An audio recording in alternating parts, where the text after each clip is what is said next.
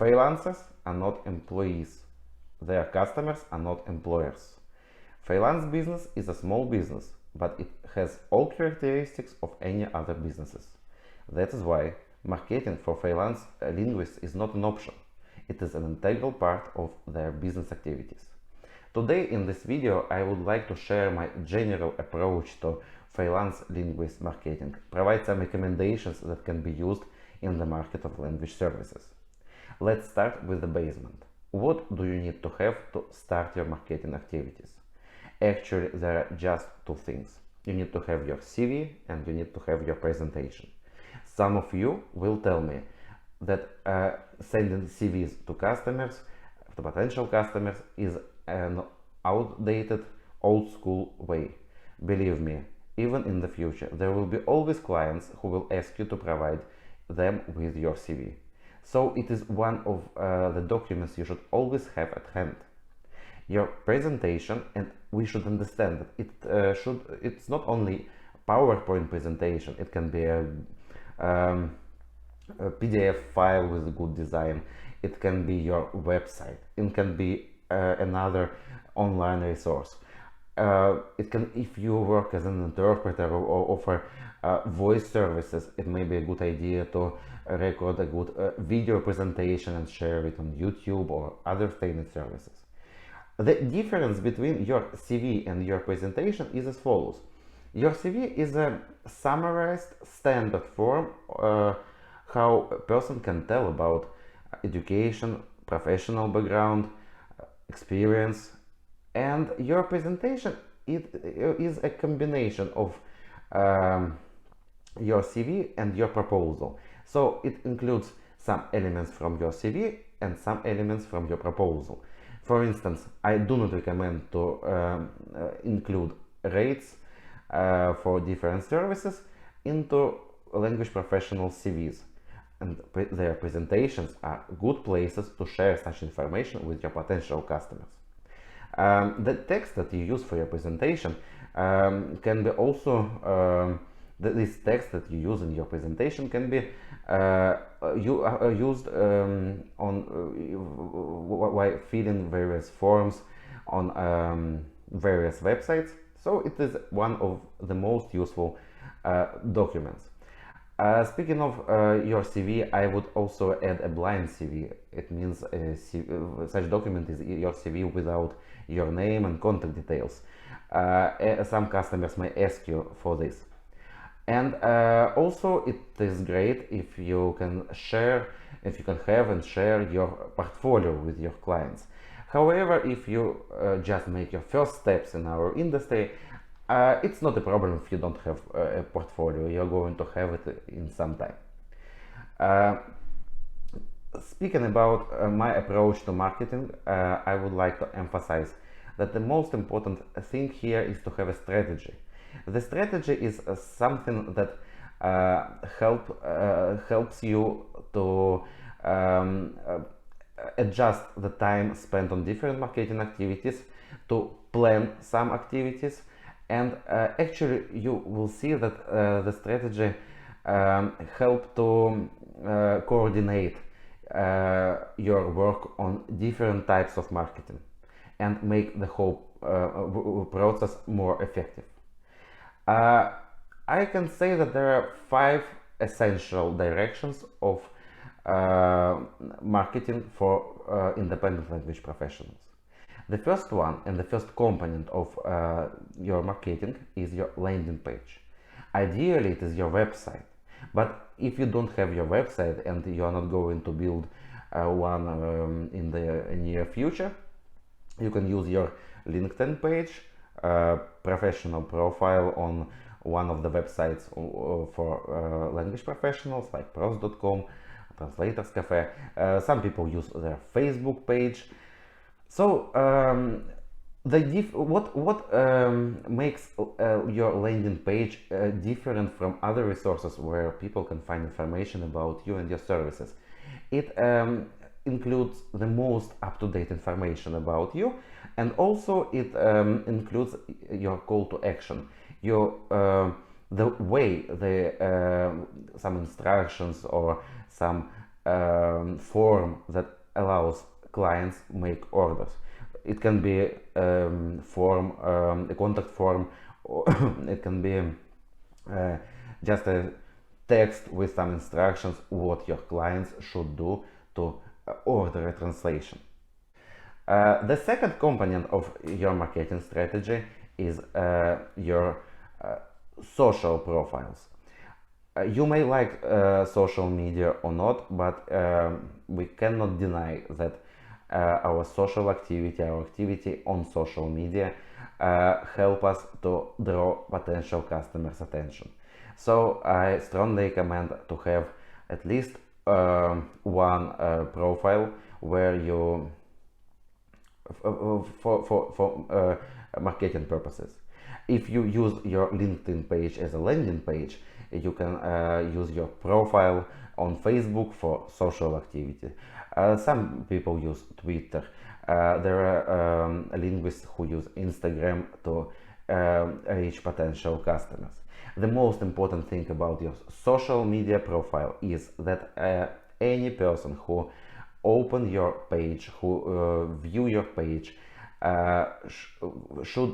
must be assured with your content that you are a real professional, and they can assign their projects to you. They can be sure that if they order a translation, they will have a professional quality end product.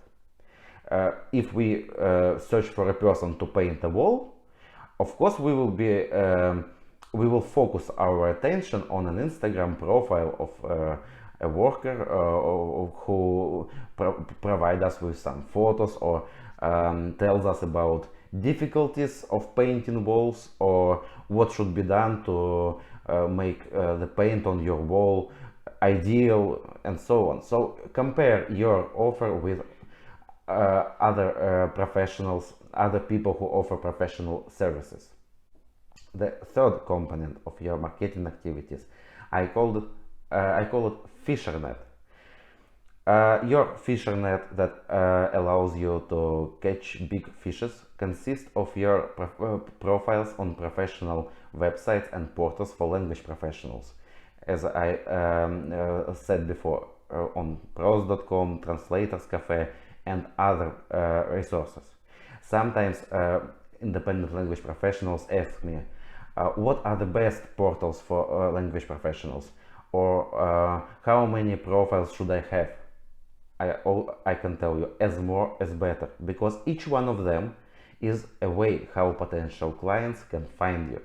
Imagine you need a translation, or your client needs a translation, and your client wants to work with freelancers. So where such customer can find you? Of course, some of these customers will use these professional platforms to find freelance vendors to suit their needs for language services.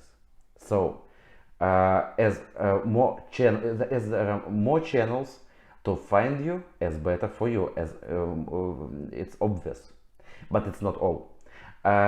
Your fisher net should also include adverts. There are national and international online boards allowing to publish short adverts about some products or professional services.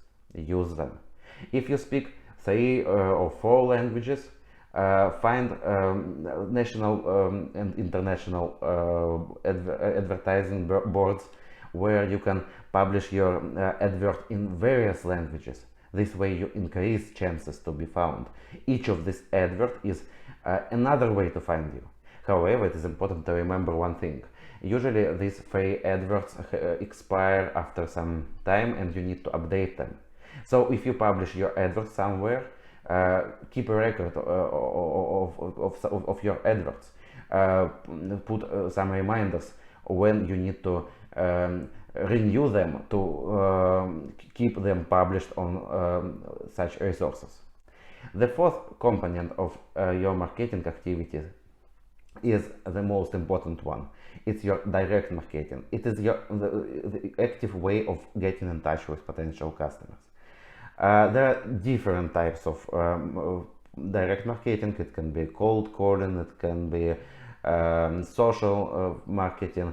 As for me, I prefer email marketing because it has several advantages. It's free of charge, it doesn't require special skills and abilities, it doesn't require special software. A person can adjust the times spent on it every day or in some period. And finally, the most important thing, email marketing allows to deliver some information to our potential customers, and this information will remain there. In 2020, I wrote a book about email marketing, and I suggest the strategy of gentle reminders, a way how you can stay in touch with your potential customers. So today I am not going to repeat my recommendations and advice how to arrange email marketing activities in an effective way in our field. You can find them in my book. And the fifth component of your marketing activities is your offline presence. Remember, all your family members, all your friends, ex-classmates, people in your favorite cafe, people in a restaurant where you have lunch or dinner, all of them should know that you are a translator. All of them should know that if they need a translation, they can contact you. To help to reach better results in terms of offline presence, I strongly recommend to have some printed promotional materials, visit cards, short, small leaflets, maybe pens with your name and contact details and your services. Something you can give to people in real life. And I can provide a very good example that one of our best customers at Freelance was found by me in a cafe where I used to have lunch every day. The owner of the cafe knew that I am a CEO of a language service provider, and when his friend or the person he knew came to have lunch, and he told him that he is looking for translators for a translation agency. So the owner of the cafe immediately gave him my number, and later we had a meeting, and we have been working, we have been cooperating since long ago. So never neglect and underestimate your offline presence capacities and opportunities. And the last thing, you should always remember that any marketing activities require patience and persistency. Do not expect the first results after registering the first profile. Don't expect the first customers after you set up your landing page. It takes time, it requires regular efforts, it requires strategy, but it will bring fruits for sure.